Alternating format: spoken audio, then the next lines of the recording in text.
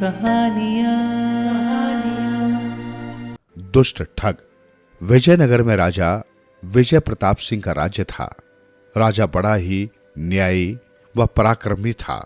उसके राज्य में चारों ओर सुख शांति थी। उसके राज्य की प्रजा भी बेहद ईमानदार और नेक थी। लोग घरों के दरवाजे खुले छोड़कर सोते थे।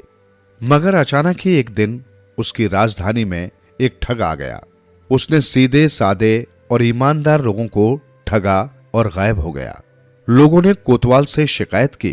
कोतवाल ने ठग को पकड़ने की बहुत कोशिश की, मगर कामयाब न हो सका। नतीजा, चंद ही दिनों में ठग का आतंक पूरे राज्य में फैल गया। लोगों का जीना हराम हो गया। उन्होंने देर सवेर, अंधेरे उजाले घर से निकलना बंद कर दिया। ये खबर राजा तक भी पहुंची। राजा ने कोतवाल को बुलवाया। कोतवाल ने बताया कि ठग बेहद चालाक है और पकड़ में नहीं आ रहा है। राजा ने तुरंत ये कार्य गुप्तचर विभाग को सौंप दिया। उसी दिन राज्य का गुप्तचर विभाग सक्रिय हो उठा। तुरंत सादे लिबास में गुप्तचर चप्पे चप्पे पर फैल गए। आखिर ठग कब तक अपनी खैर मनाता। वो गुप्तचरों के हत्थे चढ़ गया, जिसे तुरंत ही गिरफ्तार कर लिया गया। फौरन ही उसे महाराज विजय प्रताप सिंह के समक्ष पेश किया गया। ठग एक नंबर का धूर्त और चालाक था। राजा के सामने आते ही वो फौरन उनके कदमों में गिर पड़ा और लगा गिड़गिड़ाने, महाराज क्षमा, इस बार क्षमा कर दे महाराज। अब कभी ऐसा कार्य नहीं करूंगा। मैं वादा करता हूं महाराज के अब एक अच्छे नागरिक की भांति जीवन बिताऊंगा। राजा को ठग पर दया आ गई। उन्होंने सोचा कि अपराधी को सुधरने का एक मौका अवश्य देना चाहिए। अतः उन्होंने चेतावनी देकर ठग को मुक्त कर दिया। ठग बड़ा खुश हुआ। वो अपनी चतुराई पर मन ही मन मुस्कुरा रहा था। उसने 2-3 बार महाराज की जय जयकार की और वहां से 9-2-11 हो गया। उसने तुरंत राजधानी छोड़ दी और गांव की ओर चल दिया। जंगल से गुजरते समय उसने एक पति पत्नी को देखा। वे नव विवाहित थे।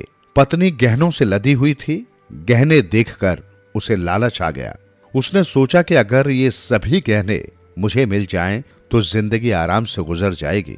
उसने वहां जाकर पहले पति को कुएं में फेंका, फिर डरा धमकाकर पत्नी से गहने छीन लिए और उसे भी कुएं में धकेल दिया। अब उसने सोचा कि इन दोनों को जान से खत्म कर दूं। यदि ये बच गए तो मैं फिर पकड़ा जाऊंगा। यही सोचकर उसने पास पड़ा एक बड़ा सा पत्थर उठाया। पत्थर के नीचे काला सांप बैठा था। उसने तुरंत उस ठग के पैरों में बेड़ियां डाल दी। ठग दहशत के मारे बेहोश होकर वहीं गिर गया। पति पत्नी अब भी बचाओ बचाओ चिल्ला रहे थे। तभी उधर सिपाहियों का एक दल निकल आया। आवाज सुनकर उन्होंने पहले पति पत्नी को बचाया, तत्पश्चात बेहोश पड़े ठग को गिरफ्तार कर लिया। सांप उसके पूरे शरीर को अपनी कुंडली में लपेट चुका था। ये दृश्य देखकर सभी स्तब्ध रह गए। तभी नव दंपति ने बताया कि यही वो दुष्ट ठग है जिसने उन्हें लूटकर कुएं में धकेल दिया था। सिपाहियों ने बेहोश ठग के कब्जे से सारे जेवर बरामद कर अपने कब्जे में ले लिए। फिर सिपाह सालार के आदेश पर सैनिकों ने ठग को उसी अवस्था में हिरासत में ले लिया और वहां से चल पड़े।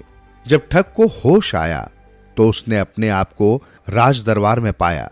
सांप अभी भी उसके शरीर को जकड़े हुए था। डर के मारे ठग थर थर कांपने लगा। उसकी घिग्गी सी बंध गई थी। तभी राजा विजय प्रताप सिंह ने हाथ जोड़कर सांप से विनती की, हे सर्प देवता, आप इसे बंधन मुक्त कर दीजिए। हम आपके आभारी हैं। हम इस दुष्ट ठग को इसके अपराध का उचित दंड देने का आपको वचन देते हैं। राजा के शब्द सुनते ही सर्प ने ठग को अपनी जकड़ से मुक्त कर दिया और रेंगता हुआ दरबार से ओझल हो गया। सांप के बंधन से मुक्त होते ही ठग ने राहत की सांस ली और फिर राजा के कदमों पर गिरकर गिड़गिड़ाता हुआ बोला, क्षमा क्षमा महाराज, मुझसे घोर पाप हुआ है। आइंदा मैं ऐसा घिनौना काम कदापि नहीं करूंगा। हमने तुझे सुधरने का एक मौका दिया था दुष्ट, पर तूने वो मौका खो दिया। महाराज गरज कर बोले। राजा के शब्द सुन ठग की रूह तक कांप उठी। वो बिलख बिलख कर क्षमा याचना करने लगा, परंतु इस बार राजा को उस पर जरा भी दया नहीं आई। वे बोले, जो एक मौका मिलने पर भी नहीं सुधरता वो कभी नहीं सुधर सकता। तूने तो भोले भाले इंसानों के प्राण लेने की कोशिश की है, इसलिए हम तुझे मृत्यु दंड देते हैं। इतना कह राजा ने सैनिकों को आदेश दिया, ले जाओ इस दुष्ट को और सूली पर लटका दो। रोते बिलखते ठग को घसीटते हुए सिपाही बाहर ले गए और सूली पर लटका दिया। इस तरह ठग के जीवन का अंत हो गया और राजा विजय प्रताप सिंह के राज्य में फिर पहले सी शांति बहाल हो गई। हवा एक बस्ती थी, वहां एक गरीब इंसान रहता था। उसके दो बेटियां थी, दोनों बहुत सुंदर थी। उस इंसान की पत्नी कभी की मर गई थी, तो उसने दूसरी एक औरत से शादी कर ली थी। दूसरी पत्नी के कोई संतान न थी, फिर भी वो इन लड़कियों को पसंद नहीं करती थी। एक दिन की बात है, गांव के मुखिया की बेटी की शादी थी। वो इंसान उस शादी में जाता है। वहां भोज में सजप्पा नाम की एक मिठाई बनी थी, उसे वो बहुत अच्छी लगती है। वो घर लौटकर पत्नी से सजप्पा बनाने की मांग करता है। पत्नी कहती है कि उसे बनाने में काफी चीजें लगती हैं, उन्हें दुकान से लाना पड़ता है। लाकर देने पर वो सजप्पा बनाकर खिला सकती है। गरीब इंसान जेब खाली, सजप्पा खाने का बहुत मन कर रहा है। अब वो क्या करे? दुकान के पास गया, दुकान के मालिक से मुफ्त में मांगने पर उसने मना कर दिया। फिर क्या करे? दुकान में सामान देने वाले लड़कों से मांगकर उसने चावल और मैदा इकट्ठा किया। गुड़ भी मिला, मगर सजप्पा तेल में तलकर गुड़ के पाक में बनने वाली चीज होती है। गरीब इंसान तेल कहां से लाता? उसे एक उपाय सूझा।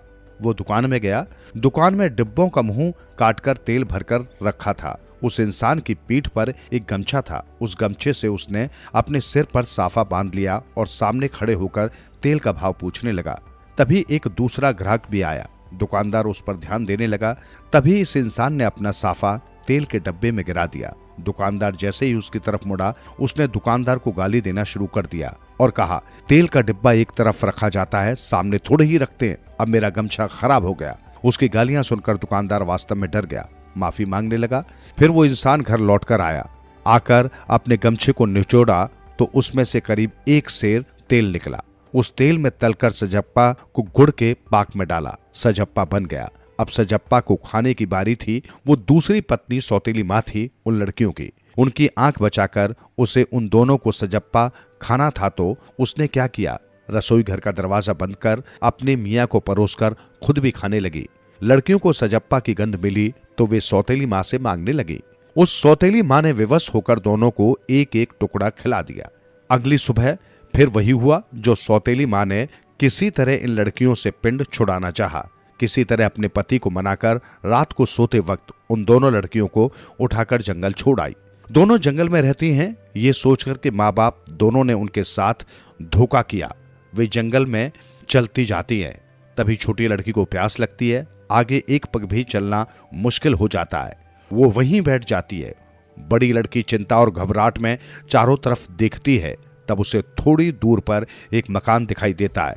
वहां से पानी मांग लाने के उद्देश्य से वो उस मकान के पास आती है। उस मकान के चबूतरे पर एक घड़ा रखा होता है। उस घड़े में पानी भरा रहता है। वो क्या करती है कि उसे छोटी लड़की की प्यास बुझाने के उद्देश्य से उठाती है। घड़ा उठाते ही वो उस लड़की को मकान के अंदर ले जाती है। वो वहां पर भी जाकर घड़े के साथ अंदर हाथ डालती है। तब वो उसे एक कमरे के अंदर ले जाती है। वहां पर वो जाती है। वहां से घड़ा उसे एक और कमरे के अंदर ले जाता है। वहां पर एक राजकुमार मृत पड़ा रहता है। उस राजकुमार के बदन में 1000 सुइयां चुभी होती हैं। उस लड़की को उसे देखकर डर लगता है। राजकुमार के शरीर के पास एक कागज पड़ा होता है। ये लड़की कौतूहल से वो कागज उठाती है। उस कागज पर यह लिखा रहता है कि उस राजकुमार के शरीर पर चुभी सुइयों को एक एक कर बाहर निकालकर 7 हांडी पानी गर्म कर 7 टंकी भर तेल मलकर 7 टंकी भर शिकाकाई घोलकर इस राजकुमार को नहलाने पर वो फिर से जिंदा हो जाएगा। लड़की पत्र की बात पढ़कर खुश हो जाती है और सुई निकालना शुरू कर देती है। और इधर जहां छोटी लड़की बैठी रहती है, वहां पर एक राजा शिकार के लिए जंगल में आता है। तब तक वो लड़की प्यास से मूर्छित हो जाती है। उसे देखकर वो राजा मोहित हो जाता है। वो लड़की इतनी रूपमती है कि राजा उसे उस हालत में छोड़कर जाने को तैयार नहीं होता। उसके पास एक चमड़े का थैला होता है जिसमें उसके लिए पीने का पानी रखा है। उसे पानी से बेहोश लड़की के चेहरे पर पानी छिड़कता है। पानी पड़ते ही लड़की उफ कहकर उठ बैठती है। राजकुमार को अपने सामने देखकर वो लड़की शर्म से अपना सिर झुका लेती है और अपनी सारी कहानी उसे सुनाती है। बहुत देर तक बड़ी बहन के न लौटने पर उसे लगता है कि दीदी कहीं चली गई। अकेली बैठकर वो क्या करती। राजकुमार के साथ वो उसके गांव चली जाती है। अपने राज्य में लौटकर राजकुमार उस लड़की से शादी कर लेता है। इधर बड़ी लड़की खूब मन लगाकर राजकुमार के बदन में सुइयां निकालने में लगी रहती है। अभी 50 के करीब सुइयों को बाहर निकालना बचा रहता है। शाम का वक्त था। वो अपने बाल संवारती छत पर खड़ी भी है। तभी वहां पर मछुआरा अपनी पत्नी पर किसी कारणवश गुस्सा होकर उसकी पिटाई कर घर से बाहर निकाल देता है। ये घटना घटने पर उसकी जानकारी मिलते ही बड़ी लड़की उसे अपना साथ लेवा लाती है, अपने साथ रख लेती है। तब तक फिर राजकुमार के बदन से सभी सुइयों को निकालने का काम भी पूरा हो जाता है। पत्र की सूचना अनुसार 7 हांडी पानी गर्म कर 7 टंकी भर तेल मलकर शिकाकाई से नहलाती है तो राजकुमार सचेत होकर उठ बैठता है। उसके सचेत होने के साथ बड़ी लड़की शर्मा कर दूर खड़ी हो देखती है। जैसे ही राजकुमार प्राणवान होकर आंख खोलता है, उसके आगे मछुआरे की बीवी बैठी दिखती है। राजकुमार को ये वहम होता है कि उसी औरत ने दोबारा सब प्राण बनाया है। वो मछुआरे की घरवाली का हाथ पकड़ता है। तब भी बड़ी लड़की अपना मुंह खोलकर नहीं बताती कि उसने खुद ही उसे बचाया है। इस तरह दिन बीतते रहते हैं। एक दिन राजकुमार कहीं बाहर के लिए निकलता है। निकलने से पहले वो इन दोनों महिलाओं से पूछता है कि इनकी पसंद की कौन सी चीज लानी है। मछुआरे की पत्नी तो अपनी पसंद के गहने आदि मांग लेती है, मगर वो लड़की ऐसी कोई चीज नहीं मांगती, मगर उसने एक हवा ला कर देने को कहती है। राजकुमार की समझ में नहीं आता कि ये लड़की सब कुछ छोड़कर एक हवा ही क्यों मांग रही है। खैर वो चला जाता है। लौटते समय याद से दोनों की मांगी चीजें खरीदता है, फिर उन्हें ला देता है। मछुआरे की पत्नी ने गहने पहनकर बहुत खुश होती है। लड़की को हवा देखकर पूछता है कि उसने अपने लिए ये अजीब चीज क्यों मंगाई। तब बड़ी लड़की अपनी सारी कहानी उसे सुनाकर कहती है कि मेरा जीवन ही एक हवा है, मेरे जीने का कोई विशेष अर्थ नहीं। वो राजकुमार के हाथ एक तलवार देकर कहती है कि इससे उसे काट दे। राजकुमार लड़की की कहानी से बहुत प्रभावित होता है। मछुआरे के पास उसकी पत्नी को पहुंचाकर सुखी जीवन जीने का आदेश देता है। लड़की से शादी कर उसे अपने राज्य में ले जाता है। वहां जाने पर उसके छोटे भाई राजकुमार के साथ छोटी लड़की को देखकर खुश होता है। दोनों भाई शादियां रचकर सुखी जीवन जीते हैं। टका पसीना। किसी गांव में एक आदमी रहता था। वो बड़ा ही आलसी और कामचोर था। उसका विवाह नहीं हो रहा था। उसने 1 साल खेती की तो सूखा पड़ गया। गांव वालों ने चालाकी की। उन्होंने उससे कहा, तुम अकेले आदमी हो, तुमसे खेती नहीं हो पाएगी, खेत बेच डालो, तुम्हारे खाने भर को हम दे देंगे। उसने कहा, मैं 30 मन अनाज लूंगा, तब खेत बेचूंगा। गांव के एक आदमी ने उसकी इस शर्त को मंजूर कर लिया। अब आलसी ने सोचा कि जब खेत ही नहीं रहेगा तो बैलों का क्या करूंगा, चलकर इन्हें भी बाजार में बेच दूं, नहीं तो इनको खिलाने पिलाने और चारा पानी का इंतजाम करने का झंझट उठाना पड़ेगा। ये सोचकर वो बैलों को ले जाकर बाजार चला गया। उसने बैल बेच दिए। अब उसके पास खूब रुपए हो गए। रुपए लेकर वो एक गांव से होकर गुजर रहा था।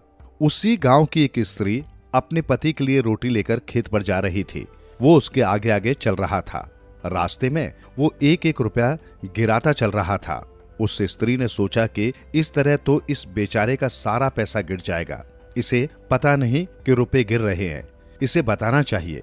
इतने में उसने एक जगह एक साथ कई रुपए गिरा दिए और आगे बढ़ गया। अब उस औरत से नहीं रहा गया।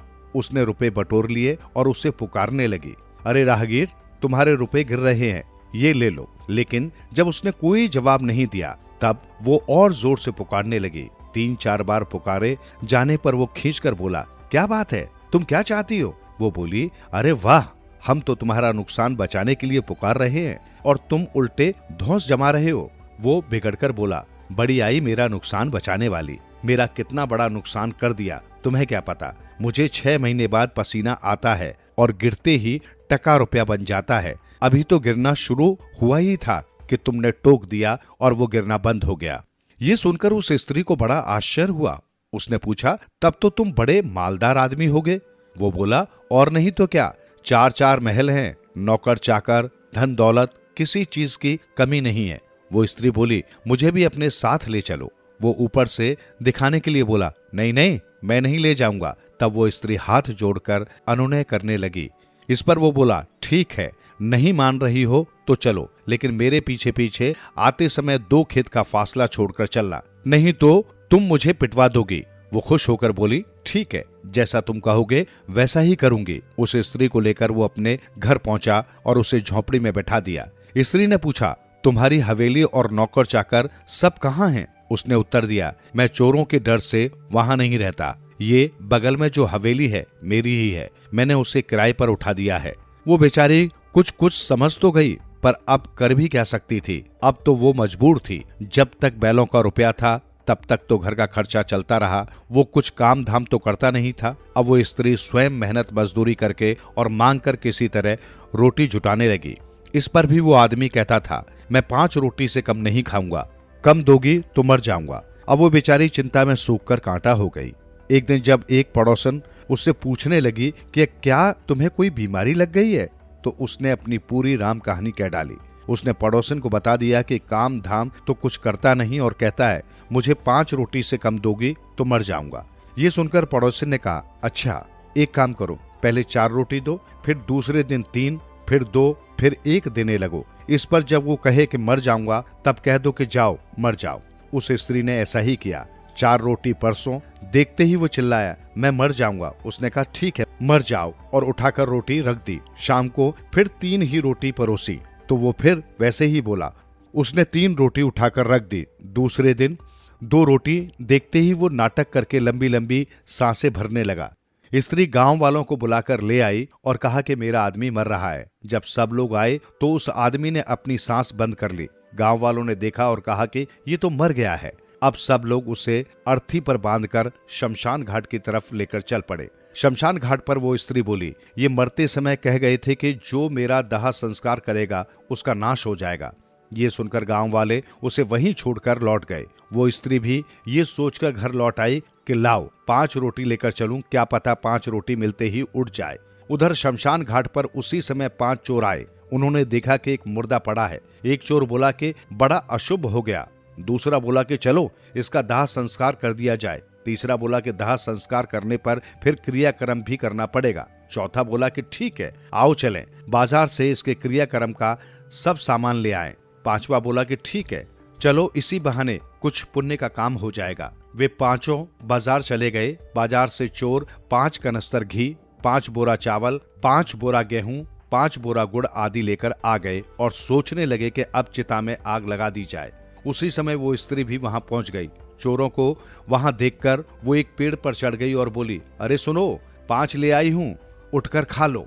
वो चिता पर से बोल उठा, 5 से कम लाई होगी तो नहीं खाऊंगा। वो बोली, 5 ही लाई हूं, तुम उठो तो। इतना सुनते ही चोरों ने समझा कि ये भूतों की लीला है। वे 5 थे। वे समझे कि हमें खाने के लिए कहा जा रहा है। वे अपने प्राण बचाने के लिए वहां से भागे कि उन्होंने पीछे मुड़कर भी नहीं देखा।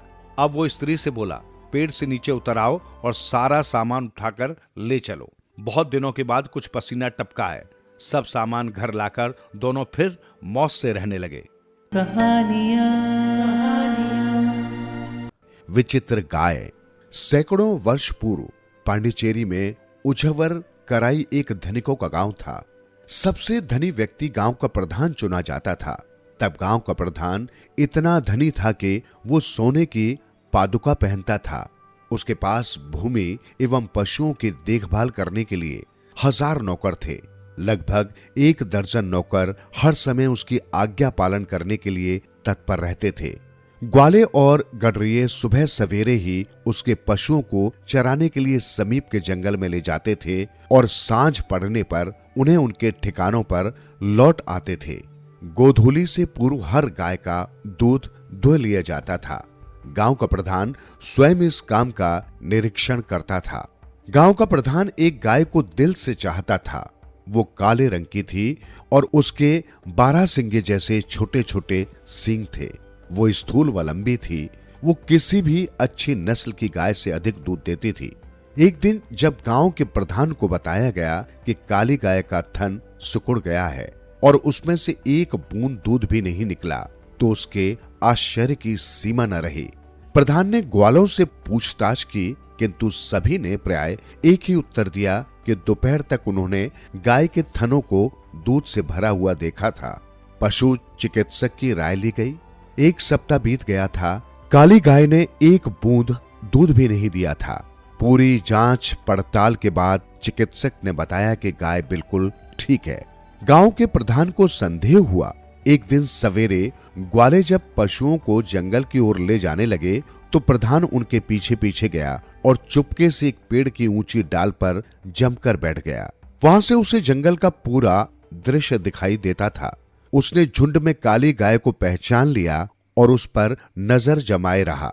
दोपहर तक गाय के थन दूध से भर गए और वो उस गर्भवती स्त्री की तरह लगने लगे जिसके पेट में जुड़वा बच्चे हो। हे भगवान, इतना सारा दूध कहां जाता है?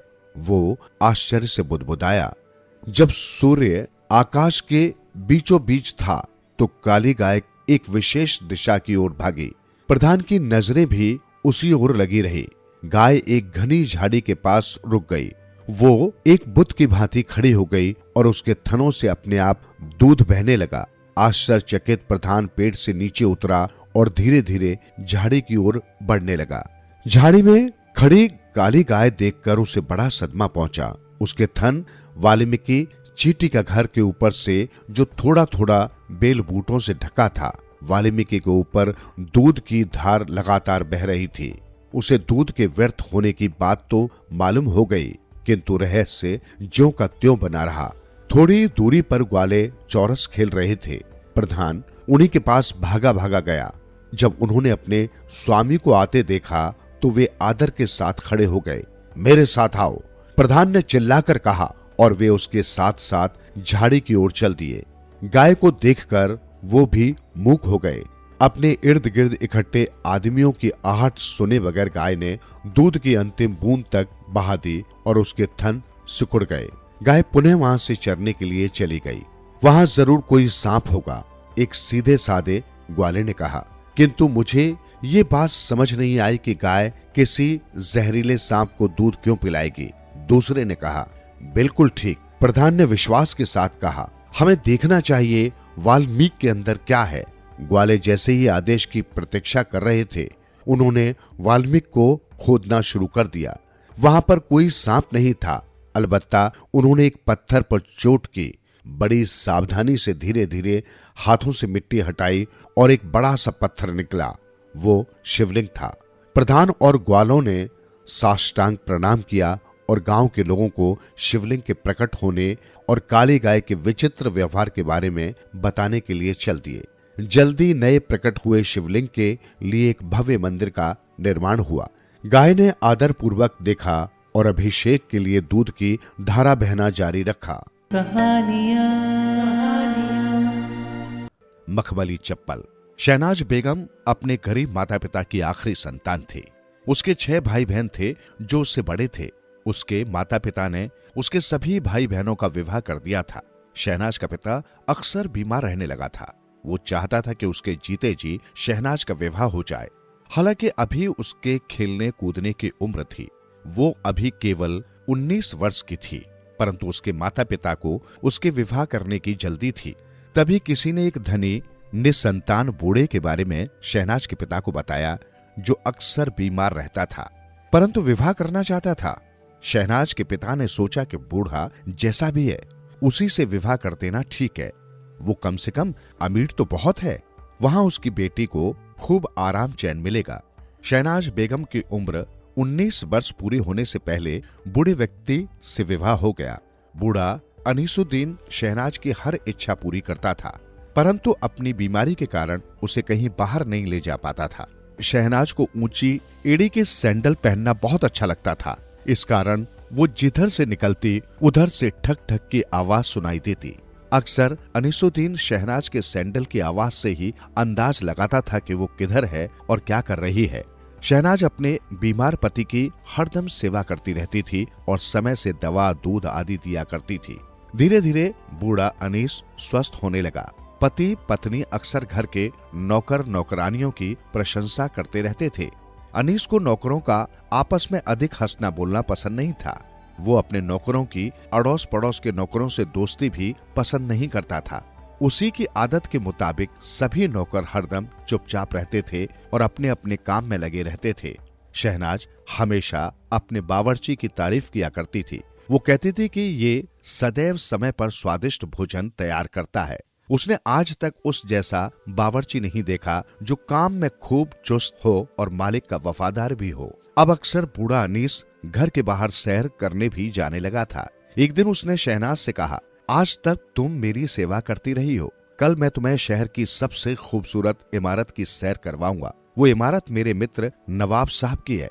सुनकर शहनाज बहुत खुश हुई। अनीस अगले दिन घूमने की तैयारी में घर से बाहर कहीं चला गया, लेकिन शहनाज की खुशी किस्मत को मंजूर नहीं थी। कुछ ही देर में अनीस के बेहोश होकर गिर जाने और मृत्यु हो जाने की खबर शहनाज को मिली।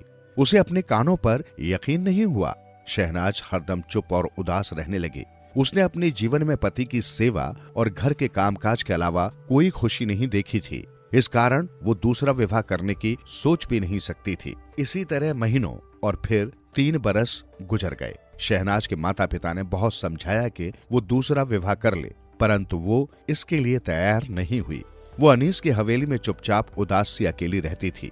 घर के नौकर नौकरानी उसका खूब ध्यान रखते थे। वो इस बात से ही खुश रहती थी कि उसके नौकर नौकरानी उसका खूब ध्यान रखते हैं। बावर्ची समय पर स्वादिष्ट भोजन बनाता था।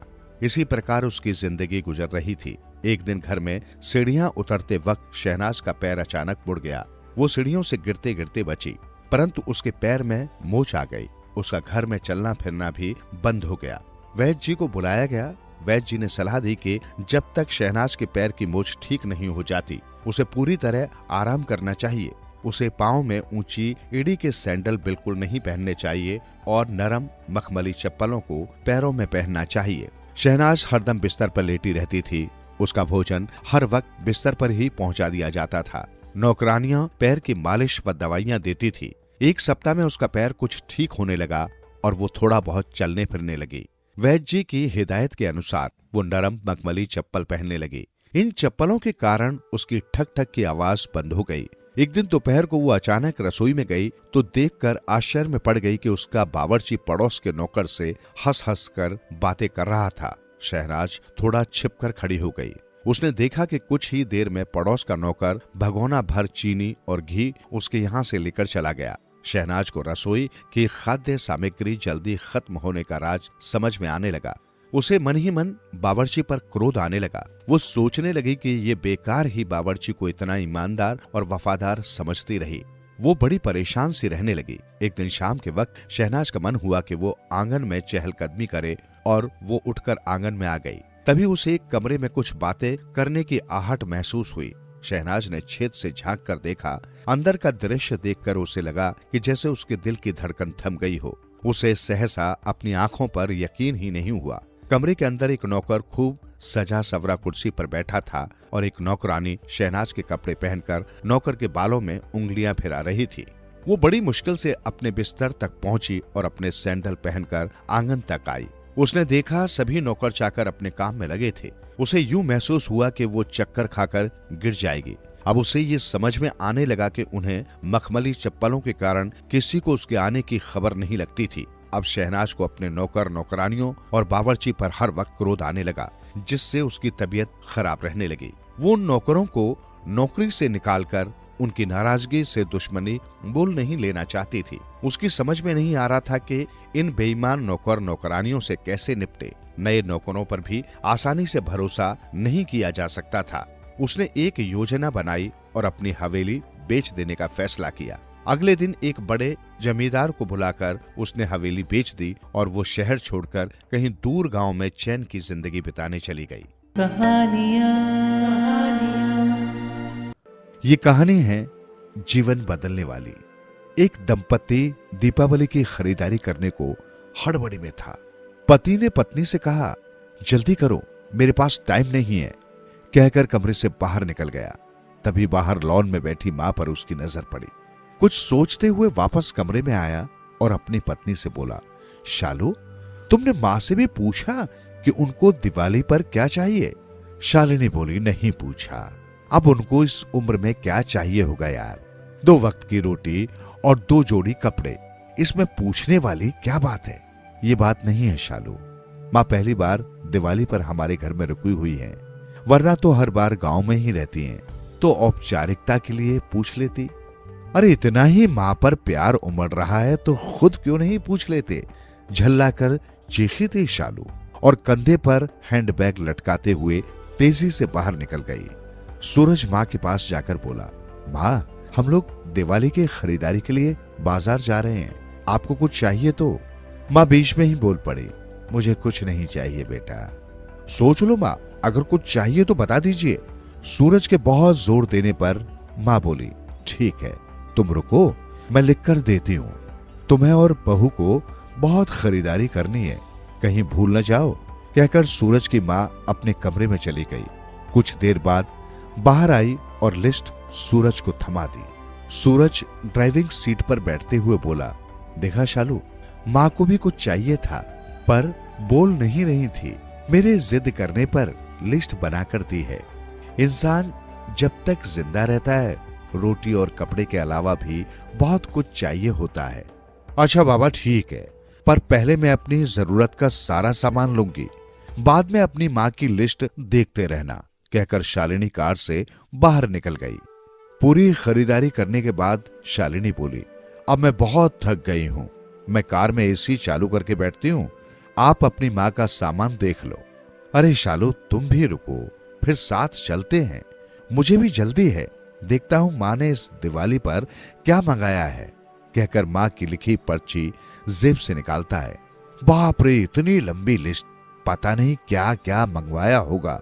जरूर अपने गांव वाले छोटे बेटे के परिवार के लिए बहुत सारे सामान मंगाए होंगे। और बनो श्रवण कुमार। कहते हुए शालिनी गुस्से से सूरज की ओर देखने लगी। पर ये क्या? सूरज की आंखों में आंसू और लिस्ट पकड़े हुए हाथ सूखे पत्ते की तरह हिल रहा था। पूरा शरीर कांप रहा था। शालिनी बहुत घबरा गई। क्या हुआ? ऐसा क्या मांग लिया तुम्हारी माँ ने? कहकर सूरज के हाथ से पर्ची झपट ली।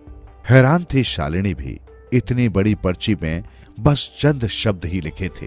पर्ची में लिखा था, बेटा सूरज, मुझे दिवाली पर तो क्या किसी भी अवसर पर कुछ नहीं चाहिए, फिर भी तुम जिद कर रहे हो तो तुम्हारे शहर की किसी दुकान में अगर मिल जाए तो फुर्सत के कुछ पल मेरे लिए लेते आना। ढलती हुई सांझ हूं अब मैं। सूरज, मुझे गहराते अंधियारे से डर लगने लगा है, बहुत डर लगता है। पल पल मेरी तरफ बढ़ रही मौत को देखकर जानती हूं टाला नहीं जा सकता, शाश्वत सत्य है, पर अकेलेपन से बहुत घबराहट होती है सूरज। तो जब तक तुम्हारे घर पर हूं कुछ पल बैठा कर मेरे पास, कुछ देर के लिए ही सही बांट लिया कर मेरे बुढ़ापे का अकेलापन। बिन दीप जलाए ही रोशन हो जाएगी मेरे जीवन की सांझ। कितने साल हो गए बेटा तुझे स्पर्श नहीं किया। एक बार फिर से आ मेरी गोद में सर रख और मैं ममता भरी हथेली से सहलाऊं तेरे सर को। एक बार फिर से इतराए मेरा हृदय मेरे अपनों को करीब, बहुत करीब पाकर, और मुस्कुराकर मिलूं मौत के गले। क्या पता अगली दिवाली तक रहूं न रहूं। पर्ची की आखिरी लाइन पढ़ते पढ़ते शालिनी फफक फफक कर रो पड़ी। ऐसी होती है माँ। दोस्तों, अपने घर के उन विशाल हृदय वाले लोगों जिनको आप बूढ़े और बुढ़िया की श्रेणी में रखते हैं, वे आपके जीवन के कल्पतरु हैं। उनका यथोचित आदर, सम्मान, सेवा और देखभाल करें। यकीन मानिए आपके भी बूढ़े होने के दिन नजदीक ही हैं। उसकी तैयारी आज से ही कर लें, इसमें कोई शक नहीं। आपके अच्छे बुरे कृत देर सवेर आप ही के पास लौट कर आने हैं। चांदी की चोंच। हिमालय की पहाड़ियों में कभी स्वच्छ मीठे पानी की एक झील के निकट नंदीग्राम नाम का एक छोटा सा किंतु बहुत खूबसूरत गांव था। पहाड़ी क्षेत्र था, वहां अक्सर भूकंप आते रहते थे, पर गांव के लोगों को अपने गांव से बहुत प्यार था, इसलिए सब घुल मिलकर गांव में ही रहते थे। उस गांव में जबक राम नाम का एक बहुत ही करिश्माई लोहार अपनी पत्नी जमुनी और नौजवान पुत्र मंगल के साथ रहता था। जबक राम के बारे में कहा जाता था कि उस पर ईश्वर की विशेष अनुकंपा है और वो अक्सर असंभव से लगने वाले काम भी कर देता है। जबक राम का बेटा मंगल बहुत अच्छे स्वभाव का था और हमेशा सबके काम आता था, सबकी मदद करता रहता था। जबकराम के घर की ठीक ऊपरी दीवार के एक कोटर में एक कबूतर रहता था। मंगल और उस कबूतर में गहरी दोस्ती थी। अक्सर दोनों साथ साथ वहां की छोटी बड़ी पहाड़ियों में घूमा करते थे। मंगल कबूतर से ढेर सारी बातें करता था और जब वे दोनों एक दूसरे से बातें करते थे, उनके हाव भाव बताते कि दोनों एक दूसरे की बात समझते हैं। मंगल कबूतर को लोटन कहकर पुकारता था। एक दिन मंगल ने कबूतर से कहा, बेटा लोटन, बहुत दिन हो गए तुझे अकेले रहते हुए, अब कहीं से अपने लिए कबूतर ही ले आ। मंगल की बात सुनते ही कबूतर हवा में ही उछल उछल कर गुटरगू करते हुए मंगल के कंधे पर चोंच मारने लगा। अच्छा, तेरा मतलब है पहले मैं अपनी दुल्हन लाऊं? मंगल ने पूछा। कबूतर मंगल के कंधे पर बैठे सहमति के अंदाज में अपनी गर्दन बार बार ऊपर नीचे करने लगा। मंगल ने गहरी सांस ली। लोटन बेटा, इस नंदी ग्राम में न तो तेरे लिए कोई कबूतरी है, न ही मेरे लिए ढंग की दुल्हन। लगता है हम दोनों को क्वारा ही मरना पड़ेगा। कबूतर ने अपना सिर पहले दाएं बाएं हिलाया, फिर ऊपर नीचे। तेरा मतलब है तुझे अपनी कबूतरी और मुझे अपनी दुल्हन मिलेगी? मंगल ने पूछा। हाँ, कबूतर ने अपना सिर ऊपर से नीचे हिलाया। कब? मंगल ने पूछा। कबूतर ने दाएं बाएं गर्दन हिलाई। नहीं पता। मंगल ने फिर से गहरी सांस ली। चल कोई बात नहीं, जब हमारी किस्मत में होगी मिल जाएगी। ऐसे एक दिन मंगल और कबूतर बातें करते करते घूम रहे थे। तभी एक जगह मंगल को एक चमत्कार सिक्का मिला। मंगल ने गौर किया तो पाया कि वो पुराने जमाने का चांदी का एक सिक्का था। उसने वो सिक्का अपने पिता जबकराम को दिया तो लोहार जबकराम ने उलट पलट कर उस सिक्के को देखा और बोला, हमारे लिए ये बेकार है, और उसने वो सिक्का घर के एक कोने में फेंक दिया। एक दिन नंदीग्राम की धरती भूकंप से हिलने लगी। छोटी बड़ी पहाड़ियों से बहुत से पत्थर उछलकर इधर उधर गिरने लगे। ऐसा ही एक भारी पत्थर लगने से मंगल के दोस्त लोटन कबूतर की चोंच टूट गई। भूकंप के बाद धरती तो स्थिर हो गई, लेकिन लोटन कबूतर मंगल के कंधे पर बैठकर फूट फूट कर रोने लगा। क्या हुआ, रो क्यों रहे हो? मंगल ने पूछा। लोटन ने मंगल के सामने आकर उसे अपनी टूटी चोंच दिखाई। अरे, तेरी तो चोंच टूट गई। मंगल चौंका। लोटन ने ऊपर से नीचे सिर हिलाया।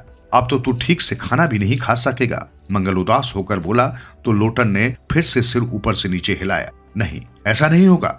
चल बापू के पास चलते हैं, मैं उनसे कहूंगा कि वो तेरी चोंच ठीक कर दें। वो जरूर कर देंगे।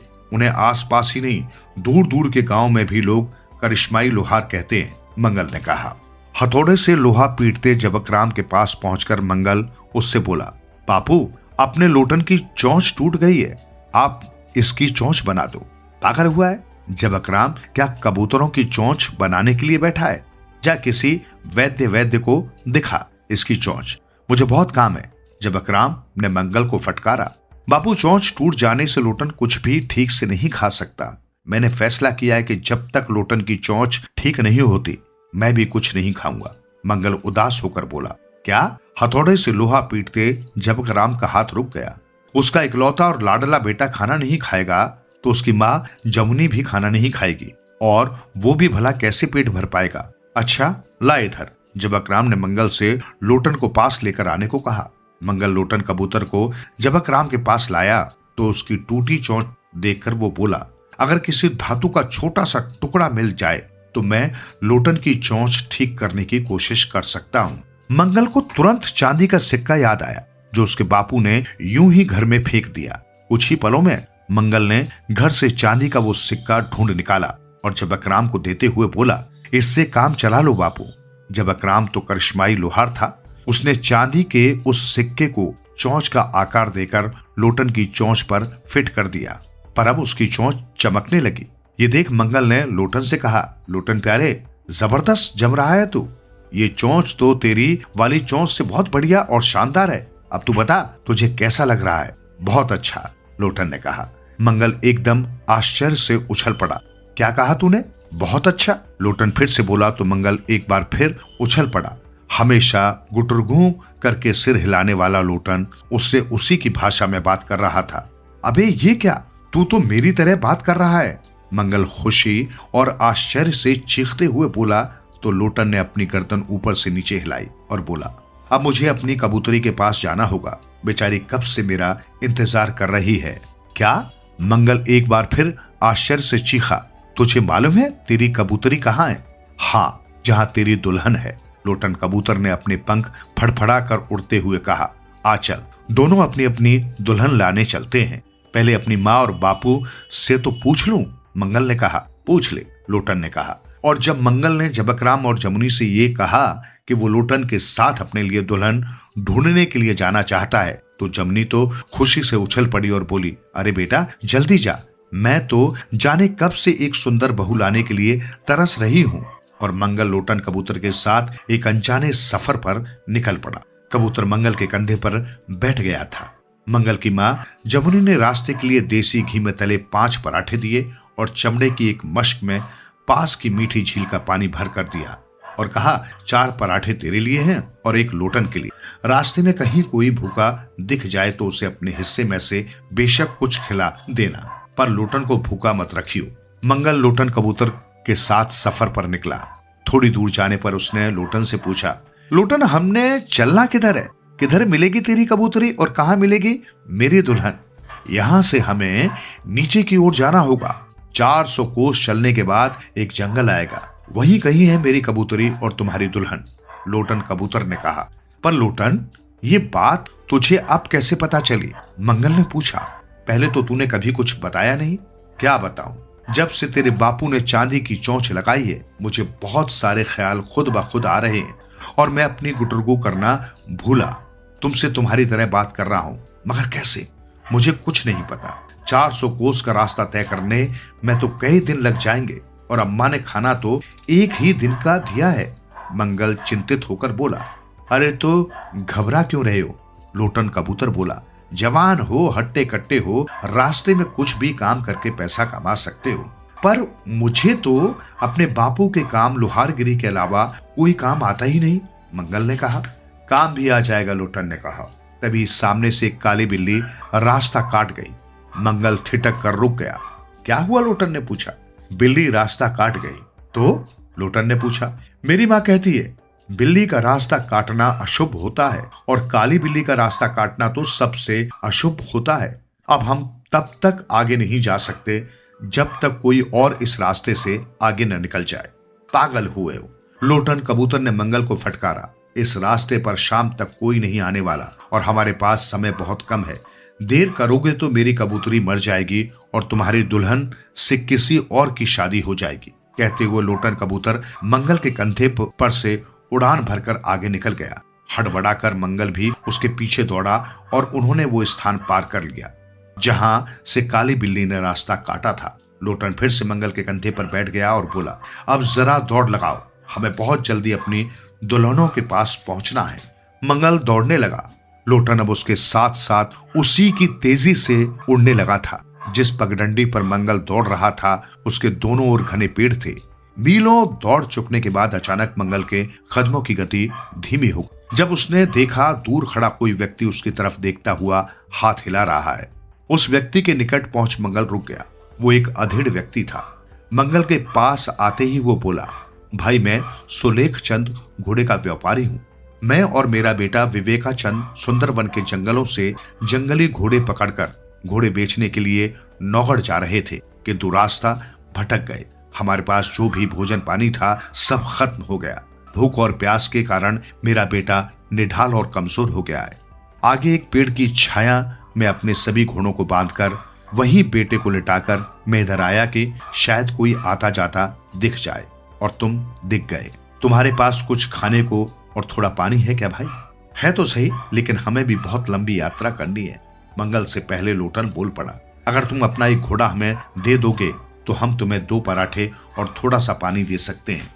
मंजूर है, सुलेख चंद बोला, बल्कि मैं तो तुम्हें लोहे की एक तलवार भी दूंगा जिससे तुम गुंडे, बदमाशों, डाकुओं से अपनी रक्षा भी कर सकोगे। सुलेख चंद के साथ मंगल और लोटन कुछ आगे गए तो पगडंडी से लगे एक मैदान में एक विशाल बरगद के पेड़ के नीचे उन्होंने एक सुंदर पतले दुबले युवक को लेटे देखा। उसी बरगद से 5 घोड़े बंधे हुए थे। मंगल ने अपने 4 पराठों में से एक खुद खाया, 2 पराठे सुलेख चंद और उसके बेटे को दिए। उन्हें अपनी मश्क से नंदीग्राम की झील का मीठा पानी भी पिलाया। उस पानी में जमीन से मिलने वाले कितने स्वास्थ्यवर्धक खनिज थे कि पानी पीते ही विवेक चंद के शरीर में गजब की स्फूर्ति उत्पन्न हो गई। लोटन कबूतर ने भी अपने हिस्से के पराठे में से चौथाई पराठा कुतर कुतर कर खाया। सुलेख चंद ने 2 पराठों और पानी के बदले एक घोड़ा और एक शानदार तलवार मंगल को दे दी। मंगल तलवार कमर से बांध घोड़े की पीठ पर सवार हो गया और लोटन घोड़े की गर्दन पर चिपक कर बैठ गया। चल बे घोड़े, टिक टिक टिक। लोटन ने घोड़े की गर्दन से चिपक जोर से कहा तो घोड़ा हवा से बातें करने लगा। घोड़े की गति इतनी तेज थी कि 4 दिन की दूरी उसने 4 घंटे में तय कर डाली। 4 घंटे के बाद सूरज पश्चिम में छिपने जा रहा था। मंगल लोटन एक जंगल के निकट पहुंच चुके थे। रुक जा घोड़े, अचानक लोटन चिल्लाया तो घोड़ा हिनहिनाकर रुक गया। क्या हुआ? मंगल ने लोटन से पूछा। घोड़े को रोका क्यों? हमें इसी जंगल में चलना है, लोटन ने कहा। तुम्हें कैसे पता? मंगल ने पूछा। कोई मेरे कान में बोल रहा है, लोटन बोला। फिर वो घोड़े से संबोधित हुआ। चलो, सामने 2 पेड़ों के बीच से जंगल के अंदर जो पगडंडी जा रही है उसी से जंगल के अंदर चलो। घोड़ा उन दोनों पेड़ों के बीच की पगडंडी पर दौड़ने लगा। अचानक सारी पगडंडी पर सफेद सफेद धुआं फैलने लगा। लोटन बेटा, ये क्या है? मंगल चिल्लाया। घबराओ मत मंगल, ये धुआं जादुई है। थोड़ा और आगे बढ़ोगे तो गायब हो जाएगा। जवाब में एक सुरीली आवाज गूंजी। मंगल चौंका। अब लोटन, ये तेरी आवाज लड़कियों जैसी कैसे हो गई? ये मेरी आवाज नहीं, लोटन कबूतर ने कहा। ये तुम्हारी दुल्हन की आवाज है। वो यही कहीं एक जादूगर की कैद में है। हाँ मंगल, मैं हूँ गुलाब परी। पत्थरगढ़ के तांत्रिक मांत्रिक जादूगर कटप्पा ने मुझे यहाँ कैद कर रखा है। यहाँ से सिर्फ तुम ही मुझे बचा सकते हो। आवाज फिर आई, लेकिन इस बार मंगल चौंक गया क्योंकि अब उसे बोलने वाली भी दिखाई दे रही थी। अब सारा धुआं छट चुका था और सामने 2 पिंजरे दिखाई पड़ रहे थे। एक पिंजरा बहुत बड़ा था और जमीन पर टिका था। उसमें गुलाबी रंग के कपड़ों में गुलाबी रंगत की एक बहुत ही खूबसूरत युवती कैद थी। उसके पिंजरे से कुछ दूर एक नीम के पेड़ की डाल पर एक छोटा पिंजरा लटक रहा था। उसमें एक बहुत ही प्यारी सी कबूतरी बार बार पंख फड़फड़ाती हुई घूम रही थी। लोटन कबूतर फौरन ही कबूतरी के पिंजरे पर जाकर बैठ गया और गुटुरगू करने लगा। कबूतरी भी गुटुरगू करने लगी। तभी गुलाब परी मंगल से फिर से बोली, तुमने बहुत अच्छा किया मंगल, जो काली बिल्ली के रास्ता काटने पर भी रुके नहीं, वरना आगे आने पर तुम्हें वो घोड़ों का व्यापारी नहीं मिलता जिससे घोड़ा लेकर तुम यहाँ तक पहुंचे, और तुम्हें पैदल आना पड़ता तो तुम 4-5 दिन बाद यहाँ तक आते, और तब न तुम्हें मैं मिलती न ही ये कबूतरी। मंगल घोड़े से उतरकर गुलाब परी के पिंजरे की तरफ बढ़ा और बोला, तुमने बताया तुम गुलाब परी हो, तो यहाँ कैसे, इस पिंजरे में कैद कैसे हो गई? गुलाब परी ने बताया, तुम्हारे गांव नंदी ग्राम में मीठे पानी की एक झील है। 6 महीने पहले एक परी लोक से परी रानी के साथ हम बहुत सी परियां हर पूर्णमासी की रात को धरती पर नंदी ग्राम स्थित मीठे पानी की झील में नहाने आती थी। लेकिन एक पूर्णमासी को एक दुष्ट जादूगर ने हम परियों को नहाते देख लिया। उसने हम सब परियों में से किसी एक को पकड़ने की कोशिश की, लेकिन हम सब परियां उड़कर भाग निकलने में सफल हो गई। लेकिन उसके बाद परी रानी ने सब परियों से कहा कि अब से जब तक खतरा है कोई परी धरती पर नहीं जाएगी। अब परिदेश की जासूस परियां ये खबर देंगी कि अब दुष्ट जादूगर से कोई खतरा नहीं है, तभी परियां पृथ्वी पर जाएंगी। पिछले 6 महीनों से कोई भी परी धरती पर नहीं आई, पर पिछली पूर्णमासी को मैं अपनी इस प्यारी कबूतरी के साथ धरती पर आई तो दुष्ट जादूगर ने हमें पकड़ लिया और हम दोनों के पर काट डाले। लेकिन जब वो हमें अपने साथ नंदीग्राम से बाहर ला रहा था, मैंने अपना एक जादुई सिक्का नंदीग्राम में फेंक दिया और उससे अपने मन के तार जोड़ लिए।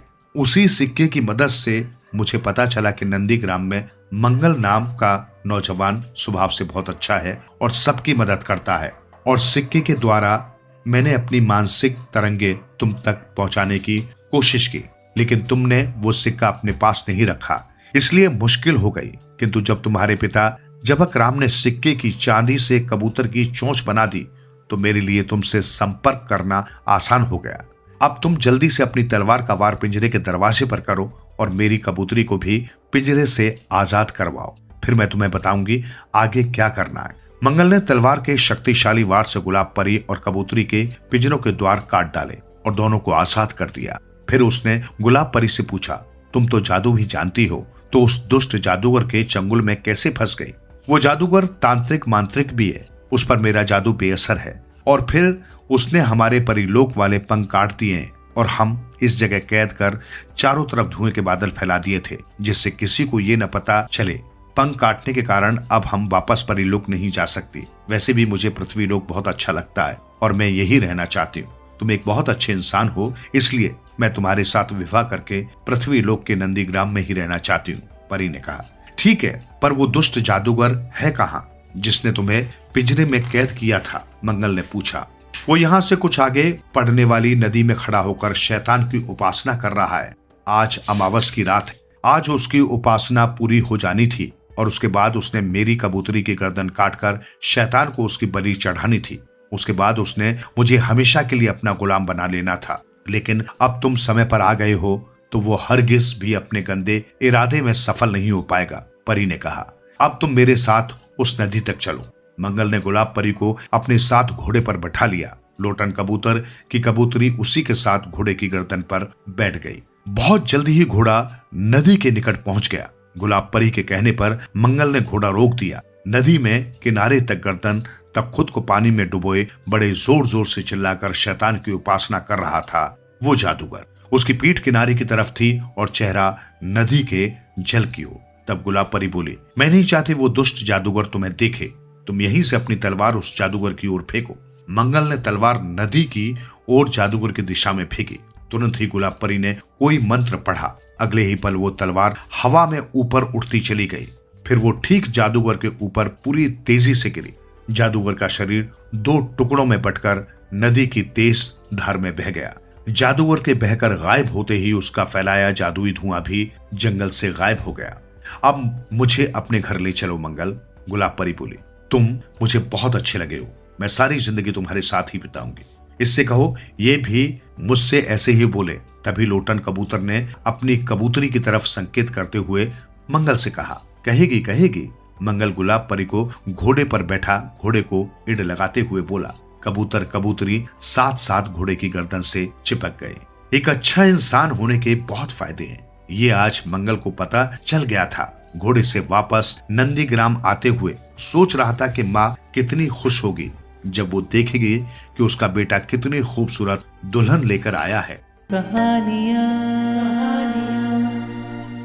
भला बुरा अविनाश घोषाल कुछ वर्ष और नौकरी कर सकते थे, लेकिन संभव नहीं हुआ। खबर आई कि इस बार भी उन्हें धता बतलाकर कोई जूनियर मुंसिफ सब जज बन गया। दूसरी बार की तरह इस बार भी अविनाश चुप रहे। अंतर केवल इतना ही था कि इस बार उन्होंने डॉक्टर के सर्टिफिकेट के साथ जल्द से जल्द अवसर लेने के लिए दरख्वास्त भेज दी। दरख्वास्त मंजूर होगी ही, इसमें उन्हें संदेह नहीं था। अविनाश के काम करने की फुर्ती से सभी प्रसन्न थे। भद्र आचरण की प्रशंसा सभी करते हैं। फिर भी उनकी ये दुर्गति हुई, इसके पीछे के गुप्त इतिहास को बहुत कम लोग जानते हैं। उसे बतला दूं। उसकी नौकरी की शुरुआत में एक बार एक नौजवान आईसीएस जिले का जज होकर दफ्तर का इंस्पेक्शन करने आया। छोटी सी बात को लेकर दोनों में पहले मतभेद हुआ और बाद में इसी ने बड़े झगड़े का रूप ले लिया। लौटकर जज साहब निरंतर उसके काम के छिंदरा अन्वेषण में लगे रहे, लेकिन छिंदरा का पाना सहज नहीं था। जज साहब इससे तनिक प्रसन्न नहीं हुए। उनके फैसले को काटकर देखा कि हाई कोर्ट में वो टिकता नहीं, खुद ही अधिक लज्जित होना पड़ता है। तबादले का समय हो गया था। अविनाश दूसरे जिले में चले गए, लेकिन जज से मुलाकात करके नहीं गए। श्रद्धा निवेदन की प्रचलित रीति में उनसे बहुत बड़ी त्रुटि हुई। इसके बाद कितने ही साल बीत गए। बात को अविनाश भूल गए थे, मगर वो नहीं भूले थे। इसका प्रमाण मिला कुछ दिन पहले। वो नौजवान जज अब हाई कोर्ट में आए हैं, मुंसिफ वगैरह के विधाता बनकर। अविनाश सीनियर आदमी था, काम के लिए काफी मशहूर था। उनकी उन्नति का पथ संपूर्ण रूप से बाधाहीन था। अचानक देखा गया कि उनकी जगह नीचे का आदमी सब जज हो गया और मामला यही खत्म नहीं हुआ।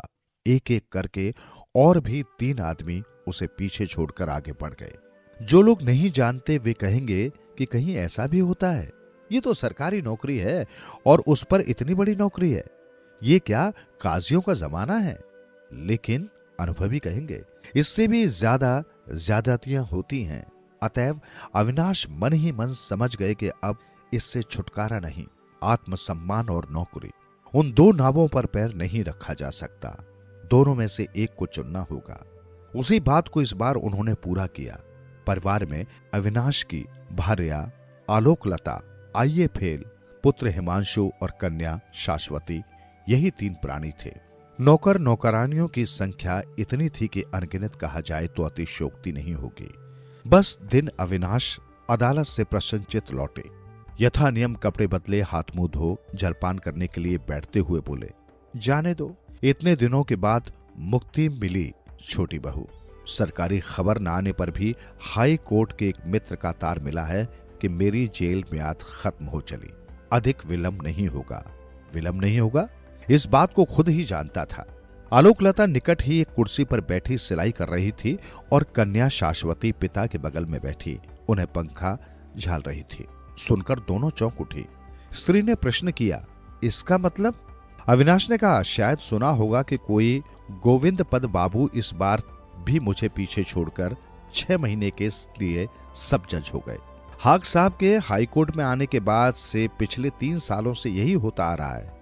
मैंने एक शब्द भी नहीं कहा। सोचा था कि अपने अन्याय को किसी दिन वो खुद समझेंगे, लेकिन देखा ये नहीं होने का।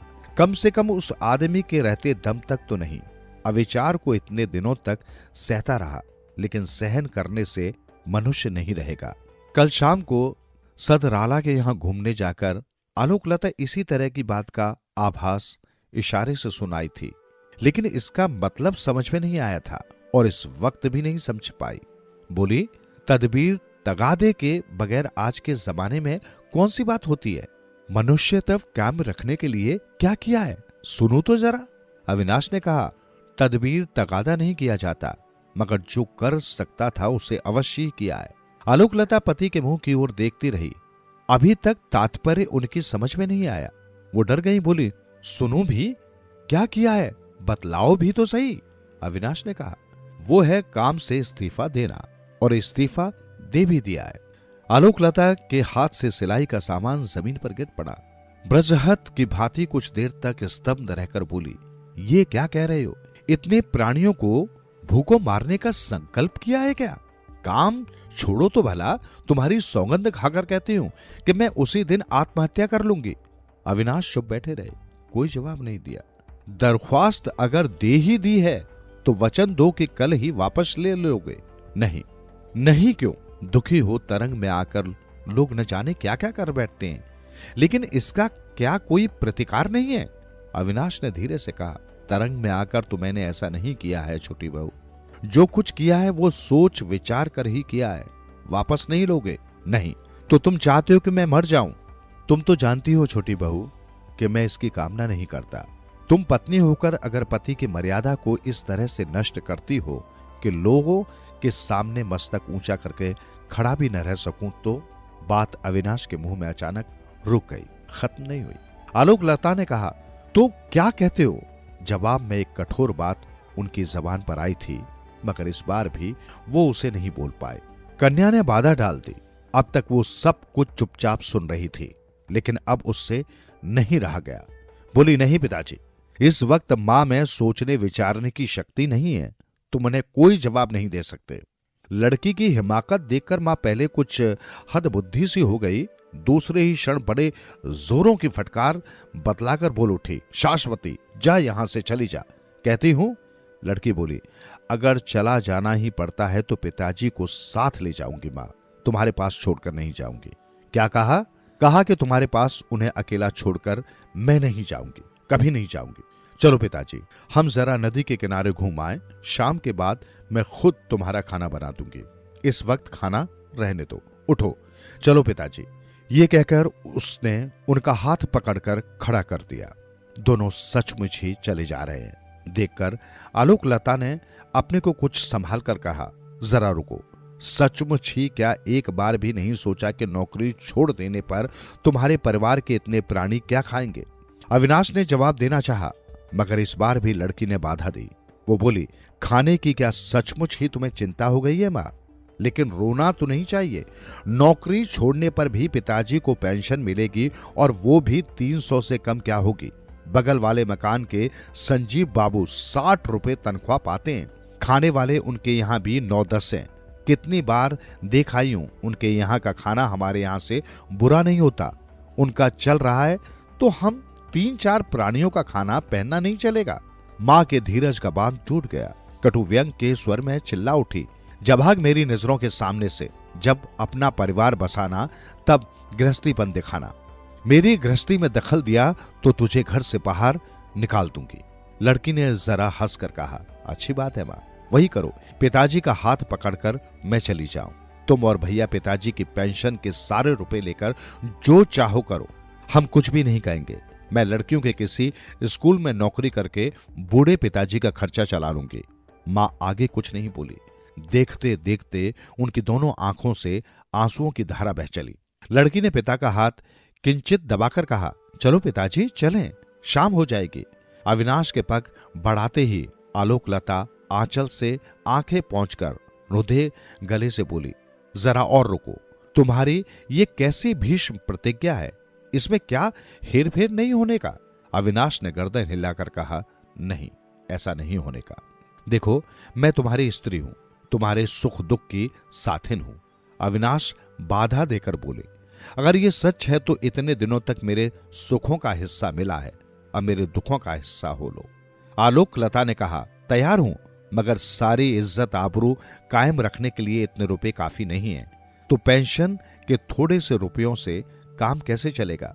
अविनाश बोले, इज्जत आबरू का मतलब अगर अमीरी ठाठ समझ रखा है तो वो नहीं होने का। इसे मानता हूं, नहीं तो ये संजीव बाबू का भी चल जाता है। लेकिन तुम्हारी लड़की 19-20 की हो गई है, उसका ब्याह कब करोगे? मां की समस्या का समाधान किया शाश्वती ने।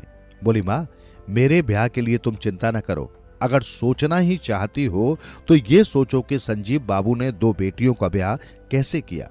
जवाब सुनकर मां का धीरज फिर टूटा। सजल आंखें तृप्त हो उठी। रुधे गले का स्वर पंचम पर पहुंच गया और बोली, शाश्वती, मुंह जली, मेरी नजरों के सामने से अब क्यों नहीं हटती? जा, हट जा, कह देती हूं। जाती हूं मां, चलो ना पिताजी। बगल वाले कमरे में हिमांशु कविता करने में लगा हुआ था। आइए परीक्षा के तीसरे प्रयास में अब भी कुछ देर है।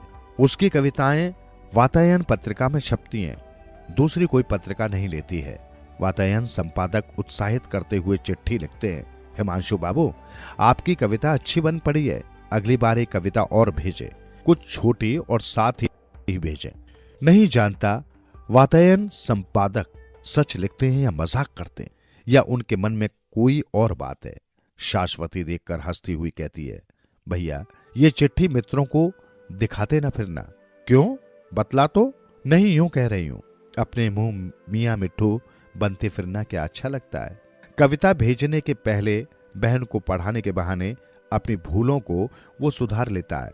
संशोधन की मात्रा कुछ अधिक हो जाने पर लज्जित होकर कहता है, तेरी तरह मैंने तो पिताजी से संस्कृत, व्याकरण, काव्य, साहित्य नहीं पढ़ा, मेरा क्या दोष है? लेकिन शाश्वती, तू जान ले, ये कुछ भी नहीं है। 10 रुपए महीने पर एक पंडित रख लेने से सब कुछ बन जाता है। कविता का यथार्थ जीवन है कल्पना में, भाव उसकी अभिव्यंजना में। वहां तेरे मुक्त बोध के बाप की मजाल की टांग अड़ाए। ये तो बिल्कुल सच बात है भैया। हिमांशु की कलम की नोक पर एक अच्छी तुक आ गई थी, लेकिन मां के कठोर कंठ स्वर ने सब कुछ छितरा दिया। कलम रख। बगल वाले दरवाजे को ठेलकर इस कमरे में पैर रखते ही मां चिल्ला उठी, जानता है हिमांशु, हमारा कितना बड़ा सत्यानाश हो गया। उन्होंने नौकरी छोड़ दी, नहीं तो उनका मनुष्य तब नष्ट हो रहा था। जानता है क्यों? इसलिए कि उनकी जगह कोई दूसरा आदमी सब जज बन गया है। वे नहीं हो सके। मैं साफ कह देती हूं, ये डाह के सिवा और कुछ भी नहीं है, निरा डाह। हिमांशु ने अचरज से आंखें फाड़कर कहा, तुम ये क्या कह रही हो मां? नौकरी छोड़ दी? What nonsense! अविनाश का मुंह पीला पड़ गया। दांतों तले होठ चबाकर वो चुप खड़े रहे। आसन्न संध्या की मलिन छाया में उनका चेहरा विचित्र लग रहा था। शाश्वती पागलों की भांति चिल्ला उठी, उफ, संसार में धृष्टता की कोई सीमा भी है? तुम चलो, जल्दी चलो, नहीं तो मैं सिर पीट कर मर जाऊंगी। कहकर आधे अचेत पिता को लेकर वो घर से बाहर चली गई। फल। बहुत समय पहले एक गांव में एक घर था जिसका मुखिया बहुत ही सभ्य था। घर में पिता के अलावा उनकी पत्नी और 3 बेटे हुआ करते थे। वो सभ्य घर का मुखिया बहुत ही स्वाभिमानी था। उन्हें हमेशा इस बात की चिंता रहती थी कि उनके बाद उनके बेटों का जीवन कैसा होगा और वे किस तरह अपने जीवन का निर्वाह करेंगे। उनका बड़ा बेटा बड़ा चतुर था, पढ़ना लिखना जानता था, अपने आसपास वालों के झगड़ों को सुलझाता था, समझदार था, देश परदेश के जीवन शैली से वो परिचित था। हाँ, उसका घर बार खेती बाड़ी के काम में दिल नहीं लगता था, जबकि पिता रात दिन खेती बाड़ी में काम करके आज तक अपने परिवार का गुजारा करता आ रहा था। इसलिए अपने बड़े बेटे को देखकर उनको बहुत दुख पहुंचता। उन्हें लगता खेती बाड़ी में काम नहीं करेगा तो खाएगा क्या। पिता खेती बाड़ी के सिवा कोई काम सोच नहीं पाया था, पर बहुत कष्ट में जीवन स्थिति में भी कभी किसी के सामने लाचार होकर हाथ नहीं फैलाया था, और यही वो अपने बेटे से उम्मीद करता था। मझला बेटा अनपढ़ था। वो अपने पिता के संग खेती के कार्यों में व्यस्त रहता। उसे उसी काम में रुचि भी थी। वो अच्छी नस्ल के पशुओं को पालकर जीवन का गुजारा करना चाहता था। पिता को मझले बेटे से बहुत उम्मीदें थी, पर उन्हें इस बात की चिंता रहती उसके अनपढ़ होने के कारण अपने सामान को बाजार में बेचते हुए वो ठगा जाएगा।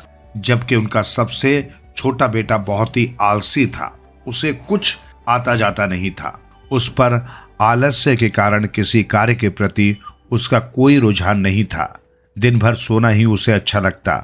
ऐसे ही समय व्यतीत हो रहा था। बड़ा बेटा पंचायत बन गया था और कुछ कमाने लगा था। अपना कमाया हुआ धन सुरक्षित रहे इसलिए अपने पिता को दे रखा था। मझले बेटे ने भी खेतीबाड़ी से फसलों को बेचकर कमाई हुई रकम पिता को रखने को दी थी, जबकि छोटे के पास रकम के नाम पर फूटी कौड़ी नहीं थी। पिता छोटे को लेकर सदैव चिंतित रहता। एक दिन छोटा जंगल को गया हुआ था। रास्ते में उसे कोई चमकती हुई चीज मिली, जिसे लाकर उसने अपने पिता को दिया। पिता उस वस्तु को लेकर पारखी के पास गए, जहां उन्हें पता चला उस वस्तु की कीमत 5000 स्वर्ण मुद्राएं हैं। उन्हें लेकर पिता घर लौट आया। एक दिन उन्होंने अपने सारे बेटों को बुलाया और कहा, अब मैं सन्यास की ओर जा रहा हूं। अब मेरे बिना तुम सभी को अपने बलबूते पर अपने जीवन का गुजारा करना होगा। तुम्हारी जो भी जमा पूंजी है उसे मैं तुम्हें लौटाई दे रहा हूं। उसी के सहारे जीवन में आगे अपना निर्वाह करना। मेरा आशीर्वाद तुम सभी के साथ है, कहकर सबकी जमा पूंजी उन्हें लौटा दी। बड़ा बेटा 150 स्वर्ण मुद्राओं का मालिक था, तो मझले की 133 स्वर्ण मुद्राएं थी, जबकि छोटे की तकदीर चमक गई थी। उसके हाथों में 5000 स्वर्ण मुद्राएं थी। सभी को उनकी संचित संपत्ति देकर पिता काशी चल दिए। कुछ समय बाद पहाड़ की ओर लौटते हुए उन्हें अपने बेटों की सुध लेने की चाह जागी। वे अपने बड़े बेटे के पास गए। उन्होंने देखा अपने गांव का प्रधान बनकर न्याय के पथ पर चलकर उसने इतना कमा लिया था कि उसका परिवार अपना गुजारा आसानी से कर सकता था। अपने बड़े बेटे को देखकर पिता बड़ा खुश हुआ। वो अपने दूसरे बेटे के घर गया। वहां उन्होंने देखा कि उनके मझले बेटे के यहाँ गाय बैलों की जोड़ी, धन धान्य से मझले बेटे का घर बहुत ही शोभायमान था। उसकी बढ़ती संपन्नता को देखकर पिता को बहुत खुशी हुई। उन्होंने अपने पोते बहुओं को भी बहुत ही स्वस्थ और तंदुरुस्त देखा। उन्हें देख उन्होंने कल्पना की कि उस कम जमा पूंजी में भी इन बेटों ने जीवन में इतनी सफलता अर्जित की है। इसलिए उनमें सबसे ज्यादा जमा पूंजी तो छोटे के पास थी। इसलिए वो तो आज और भी संपन्न अवस्था में जीवन व्यतीत कर रहा होगा। ऐसा ख्याल आते ही पिता को इस बात की प्रसन्नता हुई कि अपने बेटों को लेकर उनके मन में जो भय शंका व्याप्त थी वो पूरी तरह जाती रही। उन्हें लगा जीवन की अंतिम घड़ी में उन्हें किसी तरह का कोई दुख नहीं रहेगा। इस संसार से आसानी से उन्हें मुक्ति मिल जाएगी। यही सोचते हुए वे अपने छोटे बेटे के यहाँ पहुंचे। पर ये क्या, उसका घर बार टूटा फूटा, मैला, दरिद्रता अपनी चादर फैलाए वहां बिछी थी। उन्हें यकीन नहीं आया। बेटे बहू कहीं दिखे नहीं। वो अपने बेटे को खोजते जब एक घर में पहुंचे तो देखा वो वहां नौकर का काम करता है, जिसके बदले उसे 2 जून की रोटी मिल जाती है। आसपास वालों से बात करने पर पता चला कि पहले यही कितनी संपन्न अवस्था में था, पर मेहनत करना जानता नहीं। पत्नी सारा लूटकर और छोड़कर चली गई। कमाए हुए धन को जाने में वक्त नहीं लगा। अब चारों ओर गरीबी थी। पिता अपने बेटे की ऐसी दयनीय अवस्था देखकर यकीन नहीं कर पाया। जीवन में श्रम नहीं करने का यही परिणाम था। सबसे ज्यादा धन होने के बावजूद छोटे बेटे की स्थिति सबसे खराब हो चुकी थी। पिता जिस बात से भयभीत थे वही हुआ था। जीवन भर मेहनत श्रम करके खाने वाले स्वाभिमानी पिता का अपना बेटा दूसरों के घरों में काम कर 2 समय की रोटी पा रहा था। पिता का मन इस हालत को देखकर बहुत आहत हुआ, पर वो कुछ कर नहीं सकते थे। बेटे ने जो पाया था वो उसी के कर्मों का फल था। चोरों की शामत। गोनू झा को राज्यसभा में स्थान मिलने और राजा से बहुत से इनाम मिलने की बात शीघ्र ही दूर दूर तक फैल गई। ये खबर सुनकर 4 चोरों ने गोनू के घर में ही चोरी करने का मन बना लिया। ऐसा विचार कर चारों चोर निकल पड़े गोनू के गांव की ओर। दोपहर का समय था जब चारों चोर गोनू के गांव पहुंचे। उन्होंने देखा कि गोनू फावड़ा लिए खेत में खुदाई कर रहे हैं। चोर उनके पास पहुंचे। पहले उन्होंने गोनू को नमस्कार किया, फिर पूछा, पंडित जी, ऐसी चिलचिलाती धूप में इस खेत की खुदाई क्यों कर रहे हो? अभी तो खेतों की गुड़ाई का समय भी नहीं आया। गोनू को चेहरा पढ़कर आदमी को पहचान लेने में महारत हासिल थी। वे पहली ही नजर में पहचान गए कि ये भले लोग नहीं हैं, ये इस इलाके की भी नहीं है, फिर इधर जरूर किसी बुरी नीयत से आए हैं। सो उन्होंने उत्तर दिया, क्या बताऊं भाई लोगों, तुम लोगों को तो मालूम ही होगा कि अभी कुछ दिन पूर्व मुझे महाराज ने बहुत सा इनाम दिया था। अन्य सामान के अलावा उनमें सोने की बहुत सी अशर्फियां भी थी, जिन्हें मैंने छोटी छोटी 4 मटकियों में भरकर इस खेत में गाड़ दिया था। अब वे मटकियां मुझे ढूंढे भी नहीं मिल पा रही हैं। कई जगह खोदकर देख चुका हूं, लेकिन मटकियां जमीन के अंदर ही अंदर न जाने किधर खिसक गई हैं। पंडित जी, जहां वे गाड़ी थी वहां कोई चिन्ह लगा देते तो खोजने में इतनी परेशानी न होती। एक चोर बोला, लगाया था भाई, चिन्ह भी लगाया था। गोनू बोले, चिन्हित स्थान भी खोद कर देख लिए हैं, किंतु मटकियों को तो जैसे जमीन निगल ही गई है। पंडित जी, अगर हम आपकी मटकियों को खोद कर निकाल दें तो आप हमें क्या देंगे? चोरों ने प्रस्ताव रखा। गोनू बोले, भाई लोग, कहावत है कि जो धन दिखे जावता आधा लीजिए बाट। यदि आप लोग जमीन खोदकर धन निकालने में कामयाब हो गए तो मैं तुम्हें उस धन में से आधा हिस्सा दे दूंगा, आधा मेरा आधा तुम्हारा।